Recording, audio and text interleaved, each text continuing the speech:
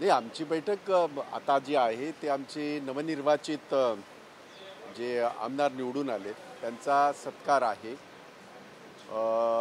जो आमच्या all India काँग्रेसने जो कार्यक्रम दिलेला आहे, राहुल गांधींच्या भारत जोडो अभियानाचा पुढचा भाग हात से हात जोडो, त्याचा आढावा बैठक आहे. कारण ते आम्ही 18-19 तारखेपासून सुरू करत आहोत, कारण तो कार्यक्रम आमचा महिना सव्वा महिना चालणार आहे. त्याचा एक आढावा होईल आणि अधिवेशन आहे, अर्थसंकल्पीय अधिवेशन आहे, त्या बाबतीमध्ये सुद्धा पक्ष म्हणून आमची भूमिका, महाविकास आघाडी म्हणून आमची भूमिका, अशा पद्धतीच्या चर्चा त्या ठिकाणी आहेत. भाई, असम के सीएम ने दावा किया है कि भीमा शंकर में जो ज्योतिर्लिंग है वो छठवां नहीं बल्कि उनके यहाँ जो ज्योतिर्लिंग है वो इस देश का छठवां ज्योतिर्लिंग है. आप क्या कहते हैं? माझं आसामच्या त्यांना तिथल्या त्या मुख्यमंत्री आहेत, ते मुख्यमंत्र्यांना सुद्धा आणि इथे सुद्धा त्यांचंच सरकार आहे बरं का. म्हणजे आसामलाही हेच भाजपचं सरकार आहे, इथेही भाजपचं सरकार आहे.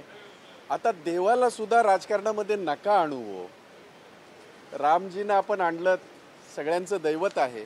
आता ज्योतिर्लिंग सुद्धा जर तुम्ही ह्याच्यात राजकारणामध्ये आणत असाल तर नका आणू.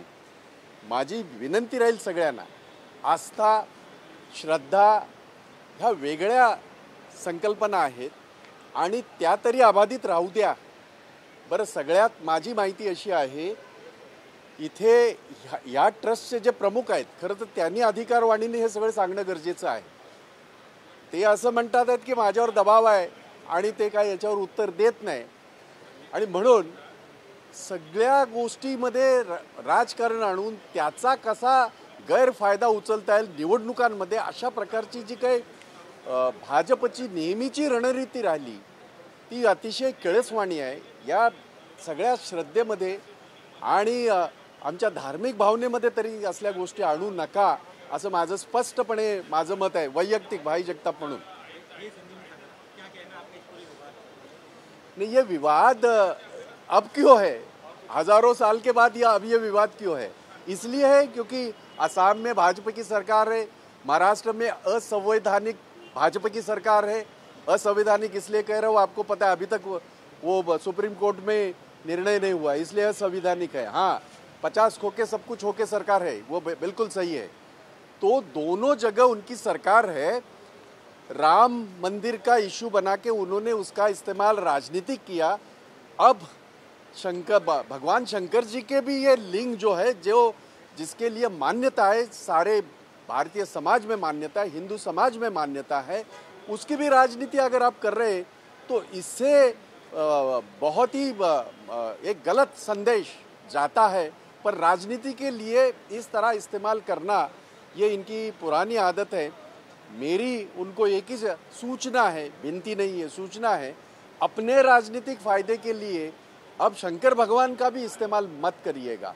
ये इसलिए भी कह रहा हूँ, यहाँ महाराष्ट्र में जो ज्योतिर्लिंग का ये देखते हैं, वो जो उनके जो ट्रस्ट के मुखिया हैं, उन्होंने ये कहा है कि मुझ पर दबाव है कि मैं इसके बारे में कुछ बात न करूं. क्यों है भाई? सच्चाई है, उनको बयां करने दो, क्या प्रॉब्लम है? तो ये सारी हमेशा इनकी तरकीब, हमेशा इनका एजेंडा रहा. अब शायद राम मंदिर ये मुद्दा शायद ये ख़त्म होने आया है. अब भगवान शंकर जी का इस्तेमाल करने का जो ये प्रयास कर रहे हैं, मैं इसकी कड़े शब्दों में निंदा करता हूँ. मुख्यमंत्री एकनाथ शिंदे के काफी अच्छे दोस्त असम के सीएम शिंदे खामोश है इस पूरे विवाद में.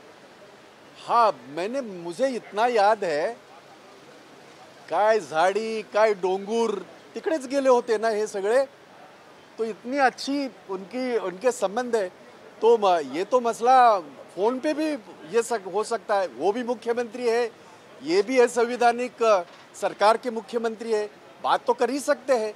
लेकिन इनको ये मुद्दा अगर सिर्फ ये चुनाव के लिए राजनीतिक उसका इस्तेमाल करना है तो वो कर ही रहे हैं बाकी सारे देवताओं का. तो ये भी शायद वैसा होगा, ऐसा मुझे लगता है. पर उनसे उम्मीद है, क्योंकि मुखिया है, मुख्यमंत्री है, बात करके इसको ये करे, लोगों को सामने सच्चाई लाए. बोला नेपीएनसी रोडच्या भागामध्ये आज जयंत पाटलांचा वाढदिवस आहे. भावी मुख्यमंत्री म्हणून जेव्हा होर्डिंग्स लागतात तेव्हा महाविकास आघाडीच्या नेत्यांना कसं वाटतं, व्हायला पाहिजे? नाही, असं आहे की एखाद्या ज्येष्ठ सदस्य आणि ज्येष्ठ नेत्याच्या कार्यकर्त्यांना असं वाटणं त्याच्यामध्ये काही चुकीचं नाही. आपल्याला आठवत असेल, फक्त लक्ष तिकडे पण वेधतो तुमचं, जेव्हा महाराष्ट्रामध्ये हे काय सरकार पाडण्यापूर्वीचं सांगतो, याच मुख्यमंत्र्यांच्या काही चाहत्याने अख्ख्या मुंबईभर आणि ठाण्यावर अशाच प्रकारची होर्डिंग लावलीच होती की आपल्याला आठवत असेल तर बघा.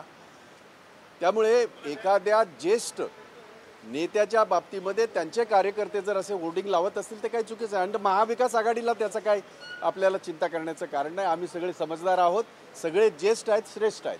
महाविकास आघाड़ी के बड़े नेता जयंत पाटिल अगले मुख्यमंत्री होंगे, इस तरह का दावा उनके कार्यकर्ता करे, होर्डिंग्स लगे हैं. आप किस तरह से देखते, कांग्रेस कैसे देखती? नहीं, कांग्रेस इसको महाविकास आघाड़ी के तरह ही देख रही है, क्योंकि ये कार्यकर्ताओं के ये है, उनकी मन की इच्छा है, उनके सेंटिमेंट्स है, उनके फीलिंग्स है. तो कार्यकर्ता, इसके पहले बहुत सारे नेताओं के, एकनाथ शिंदे जी जो आज मुख्यमंत्री है, आपको याद होगा जब वो महाविकास आघाड़ी में होते, मंत्री थे, तब भी उनके बर्थडे के दिन ऐसे पूरे मुंबई में और थाने में लगे हुए थे. तो ये कार्यकर्ताओं के मन की बात अगर वो करता है तो उसमें कोई गलत बात नहीं, उनको करने दो.